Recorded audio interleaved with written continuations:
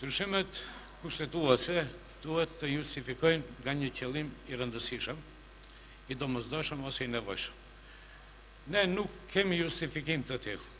Ne kemi ndryshime kushtetuese në mënyrë të njëanshme, madje të tillë për çështje të cilat nuk kishin ndonjë arsye të ngutshme t'i hapim tani.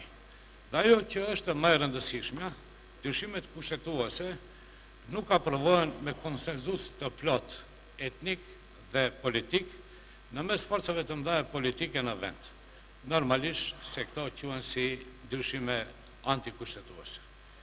Kushtetuta nuk guxon të preket për interesa të vogla, apo që skandali të bëhet më i madh si në rastin konkret, të ndryshohet për çështje të marginalizuara, që për nga prioriteti janë të radhitura nga fundi. Kushtetuta gjithmonë duhet ndryshuar duke reflektuar dhe respektuar realitetin shoqëror në vend, duke respektuar prioritetet reale që ka vendi. Qytetarët e në veçanti shqiptarët kanë halle të tjera: varfëria, papunësia, mungesa e perspektivës, mungesa e lirisë, teri informativ, mungesa e drejtësisë, shtypja, kërcënimi, friksimi, diskriminimi i përditshëm etnik dhe politik, pa gjuhë të zyrtarizuar, pa flamur, apartheid ekonomik, diskriminim në arsim, kultur, diskriminimi ka shkuar aq larg sa shqiptarët tani më diskriminohen edhe në ajrin që e thithin. Por siç duket, këto gjëra si bëjnë fare përshtypje koalicionit qeveritar dhe shumicës parlamentare VMRO-BDI. Për ata, me rëndësi ka qenë që me kushtetut të ndalosh atë që është e ndaluar me ligj, homoseksualëve që të martohen.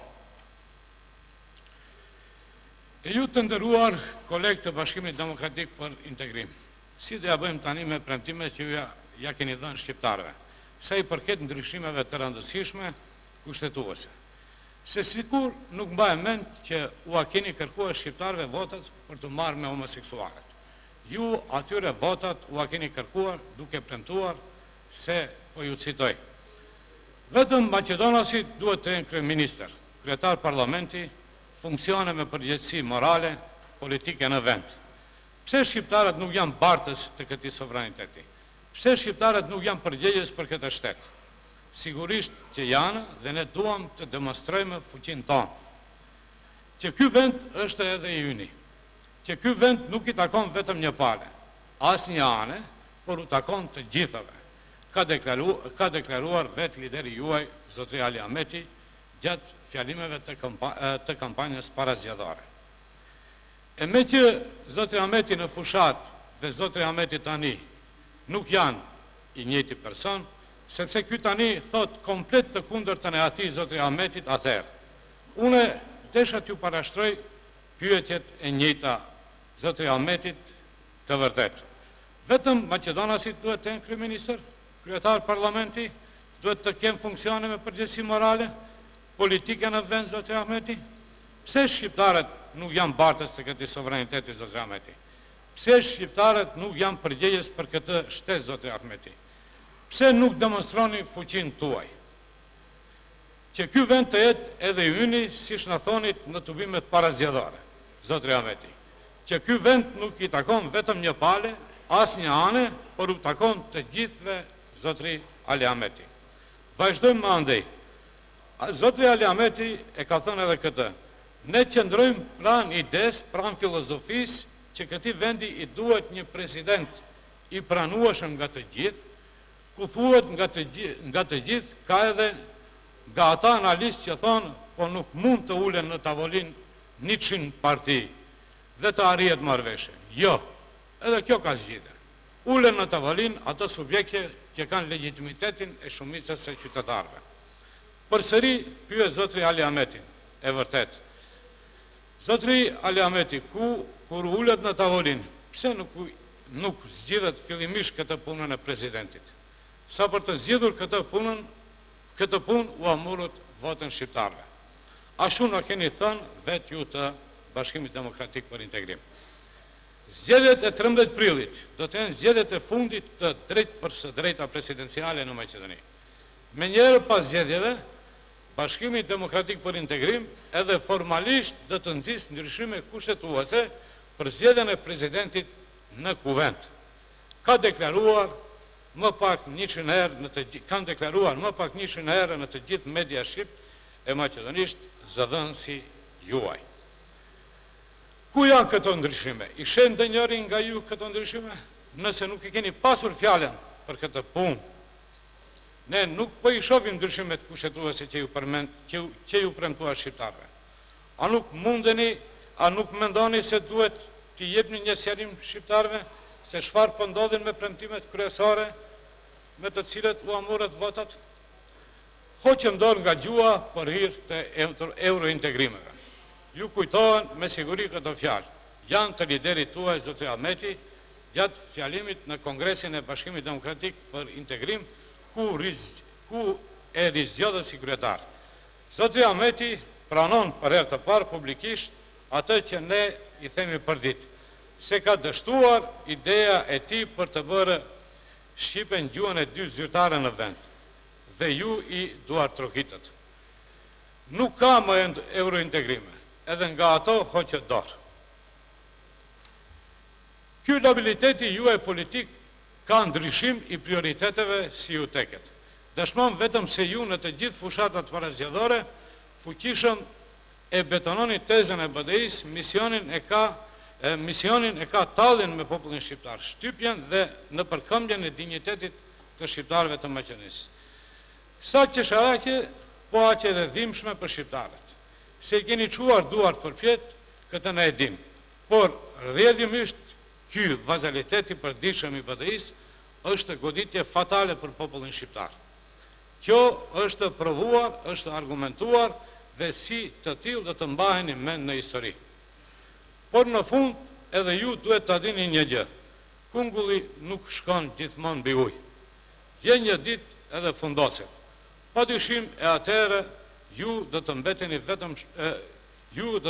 vetëm shënimet që flasin për një periudhë për plot krim, shantazhe, korrupsion, tradhti e tallje me popullin.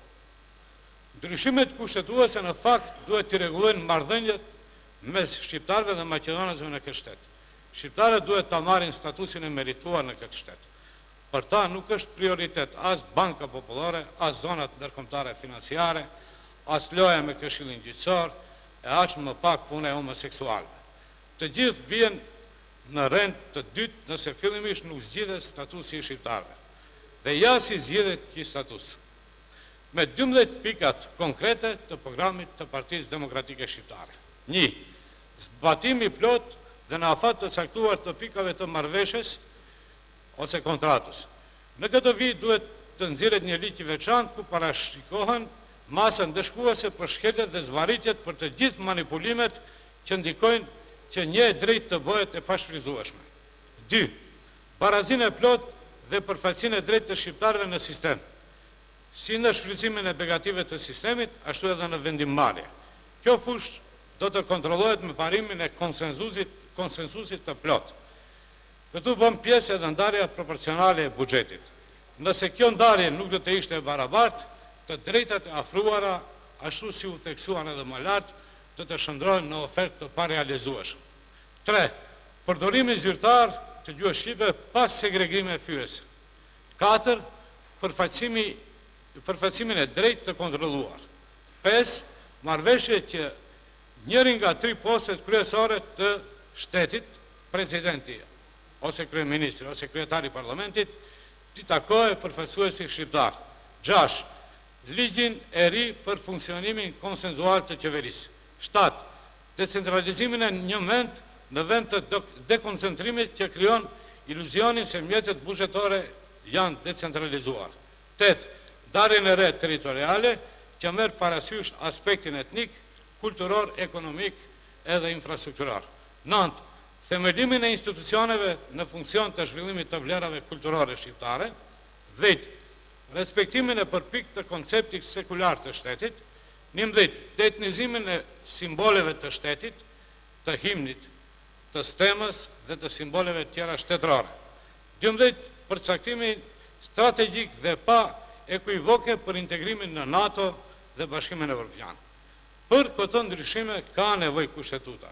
Çdo gjë tjetër është jo serioze, është zhvendosje vëmendjes nga problemet reale me të cilët ballafaqohet vendi. Qytetarët dhe në fund, pse jo edhe kushtetuta. Tani, në fund, për shkak se ne, si grup parlamentar, nuk i përkrajmë të ndryshime, mendojmë se këto ndryshime janë ndryshime të kota dhe të panevojshme, ato esenciale nuk janë të prekur në këto ndryshime kushtetuese. Partia Demokratike Shqiptare dhe grupi parlamentar i saj do të votojë kundër këtyre propozimeve për ndryshimin e kushtetues. Faleminderit. Благодаря. Faleminderit, për fjalëzën e Liliana Popës ka urdhëruar.